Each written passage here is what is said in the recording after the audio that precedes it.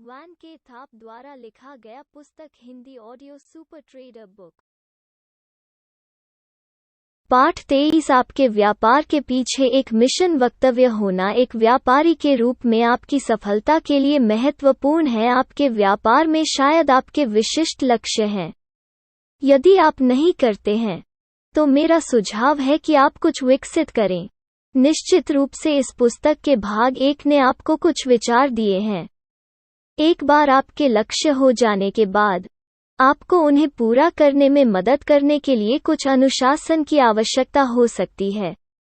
एक व्यापारी के रूप में आपको उस अनुशासन के मूल को बनाने के लिए एक मिशन स्टेटमेंट की आवश्यकता होती है।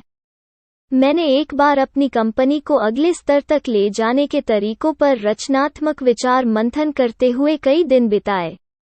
उस प्रक्रिया का एक हिस्सा हमारे मिशन स्टेटमेंट को निर्धारित करना शामिल था। मुझे हमेशा से पता था कि हमारा मिशन क्या है, लेकिन मैंने इसे कभी कागज पर नहीं उतारा। मैंने उस मिशन के संबंध में अपने विस्तार के बारे में भी नहीं सोचा था। यह एक महत्वपूर्ण प्रक्रिया है और इसे आपको अपने व्यापार के साथ करना चाहिए। यह समग्र विचार के साथ भी फिट बैठता है कि आपको यह समझना चाहिए कि आप कौन हैं और व्यवसाय विकसित करने से पहले आप कौन बनना चाहते हैं, क्योंकि आपका व्यवसाय आपके बयान से विकसित होगा कि आप कौन बनना चाहते हैं। विचार मंथन प्रक्रिया में मैंने एक ऐसी तकनीक सीखी जो किसी भी सफल व्यवसाय को चलाने के लिए काम करती है।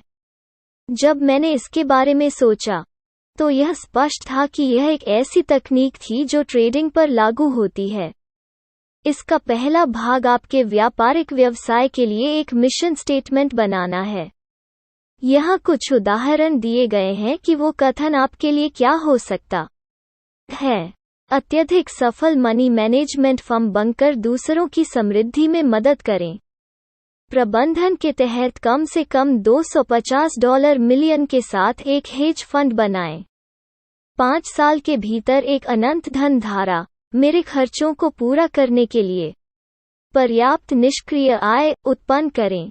मेरे लिए धन के आधार पर और एक व्यक्ति के रूप में बढ़ने का एक वाहन बनो। एक चैरिटेबल फाउंडेशन को फंड करें। खुद को बदलकर दूसरों को व्यापारियों के रूप में विकसित होने में मदद करें। दूसरा, आपको मिशन स्टेटमेंट के संबंध में नई परियोजनाओं का मूल्यांकन करने की आवश्यकता है। जब आपके पास एक मिशन स्टेटमेंट होता है तो आप उस स्टेटमेंट के संबंध में लगातार नई परियोजनाओं या नई प्रणालियों का मूल्यांकन कर सकते हैं। क्या इस परियोजना में मेरा उद्देश्य कंपनी के मिशन के लिए महत्वपूर्ण है? लोग हमेशा मुझसे इस प्रोजेक्ट या उस प्रोजेक्ट को करने के लिए कह रहे हैं। उदाहरण के लिए, एक व्यापारी जो प्रशिक्षण से एक साउंड इंजीनियर था ने कहा कि जब वो शहर में आया तो हम व्यापारियों के लिए विशिष्ट ध्यान विकसित करने पर काम करना शुरू कर सकते थे। हालांकि उनका विचार बहुत अच्छा था, लेकिन यह मिशन महत्वपूर्ण कार्यों की मेरी सूची में बहुत कम था जिन्हें निकट भविष्य में करने की आवश्यकता थी। नतीजतन ऐसा नहीं हुआ। इस तरह की प्रक्रिया के बिना मैं शायद अपना अधिकांश समय गैर महत्वपूर्ण कार्यों को करने में व्यतीत करता हूं और इस प्रकार कंपनी के लक्ष्यों को पूरा करने के लिए जो महत्वपूर्ण है उसे पूरा नहीं कर पाता। अधिकांश व्यापारी अपने व्यापारिक व्यवसाय को एक शौक की तरह मानते हैं। दूसरे शब्दों में, वे इसे गंभीरता से नहीं लेते हैं। उदाहरण के लिए, कुछ लगातार नए या बेहतर सिस्टम की तलाश में रहते हैं। अन्य विवेकपूर्वक व्यापार करते हैं।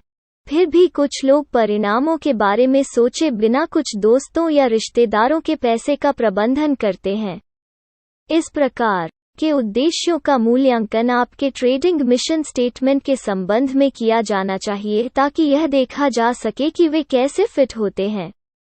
आइए मान लें कि आपके पास अपने व्यापारिक व्यवसाय के लिए 5 वर्षों के भीतर अपने लिए एक अनंत धन धारा का उत्पादन करने के लिए एक मिशन स्टेटमेंट है। अनंत धन का मूल रूप से मतलब है कि यदि आपने अपने व्यापारिक व्यवसाय में काम करना बंद कर दिया तो आपके पास अपनी वर्तमान जीवन शैली को बनाए रखने के लिए पर्याप्त निष्क्रिय आय, यानी आपके लिए काम करने वाला पैसा, होगा। आप इसे 2 तरह से पूरा कर सकते हैं। सबसे पहले, आप पर्याप्त धन जमा कर सकते हैं कि यदि आपने इसे T-बिल या किसी अन्य प्रकार के निष्क्रिय निवेश में निवेश किया है। मैं T-बिलों पर एक अच्छे हेज फंड की सिफारिश करता हूं क्योंकि आपको रिटर्न की बेहतर दर मिल सकती है। आप असीम रूप से समृद्ध हो। दूसरा, आप अपने सिस्टम को व्यापार के लिए इतना स्वचालित कर सकते हैं कि आप अपने लिए ट्रेडों को निष्पादित करने के लिए किसी और को काम पर रख सकें। आइए उन कुछ उद्देश्यों पर एक नज़र डालते हैं जिन्हें हमने यह देखने के लिए पेश किया था कि क्या वे इस मिशन वक्तव्य के साथ फिट हैं। आइए इस नई प्रणाली को देखें कि क्या यह बेहतर काम करती है। यदि आपके पास पहले से ही एक प्रणाली है जो आपको इस लक्ष्य को प्राप्त करने में मदद कर सकती है, तो आप शायद अपना समय बर्बाद कर रहे हैं। उदाहरण के लिए, मैं ऐसे सिस्टम वाले लोगों को जानता हूं जो हर साल आसानी से 100% या अधिक नेट कर सकते हैं, जो लगातार आने वाली अगली नई प्रणाली पर कूदते हैं। हालांकि यदि आपके पास कोई ऐसी प्रणाली नहीं है जो आपके उद्देश्यों को पूरा करेगी, तो आपको R गुण को प्रत्याशा, अवसर और इसमें शामिल अवधारणाओं के संदर्भ में अपनी वर्तमान प्रणाली और नए दोनों का मूल्यांकन करने की आवश्यकता है। यह देखने के लिए कि क्या आपके पास कुछ ऐसा है जो तार्किक रूप से समझ में आता है। उदाहरण के लिए, यदि आप मानते हैं कि आप प्रति व्यापार 1% जोखिम लेंगे, तो आपको प्रति माह केवल लगभग 8 R प्रति माह, याद रखें कि R प्रत्येक व्यापार में आपके जोखिम को संदर्भित करता है, को 100% प्रति वर्ष बनाना होगा। इसके बारे में सोचो। ज्यादातर मामलों में किसी और की नई प्रणाली आपकी मदद नहीं करेगी क्योंकि उस व्यक्ति ने इन शर्तों में इसका मूल्यांकन नहीं किया है। आमतौर पर आपकी सोच में केवल थोड़ा सा बदलाव होता है जिससे आपको प्रतिफल की अच्छी दरें प्राप्त होती हैं।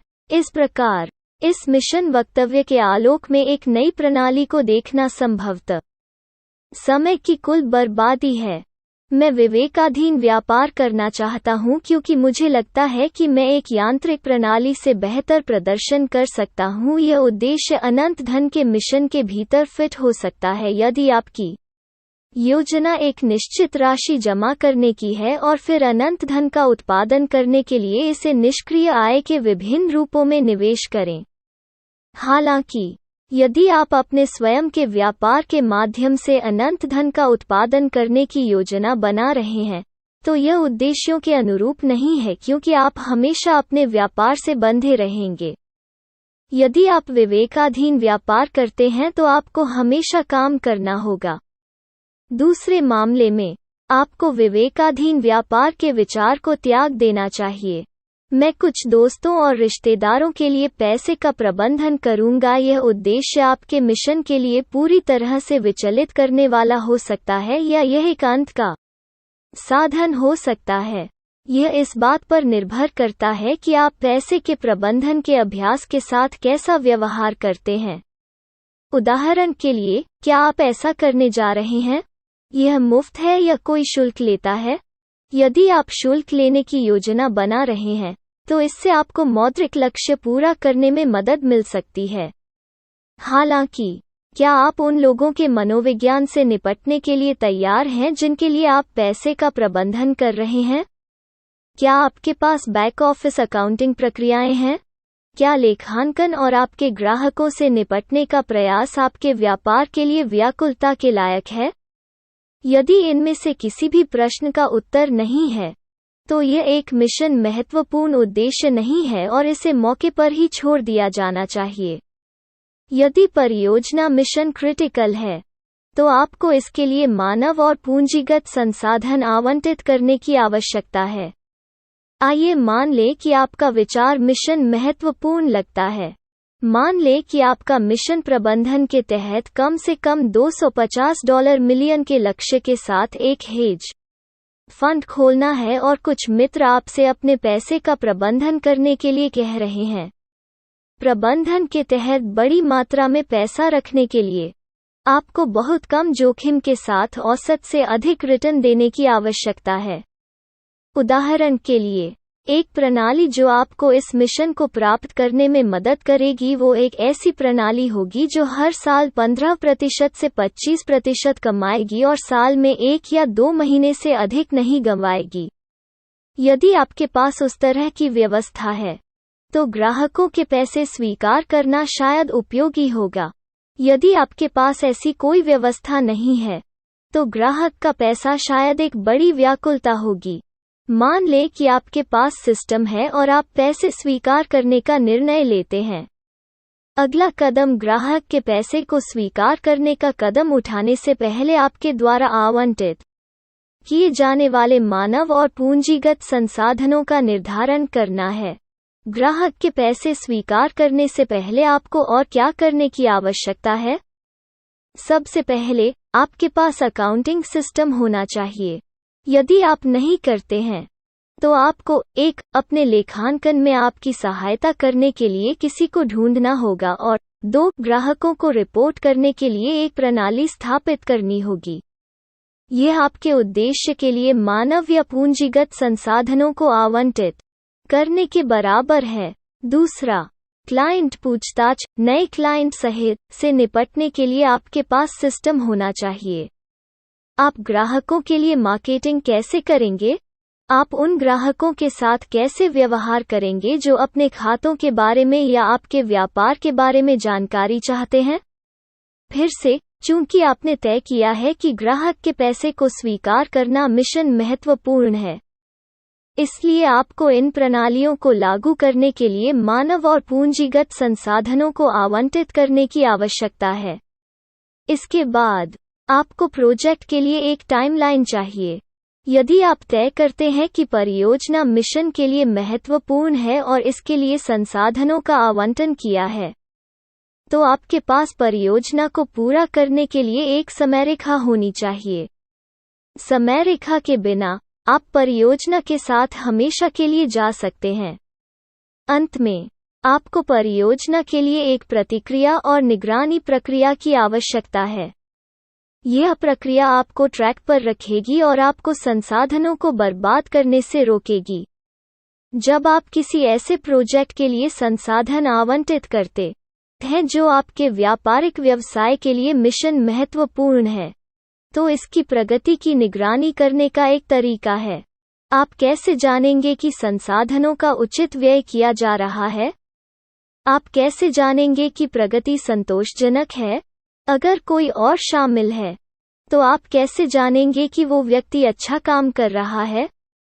यदि आपका व्यापारिक व्यवसाय अपने मिशन को पूरा करना है तो ये महत्वपूर्ण कार्य हैं।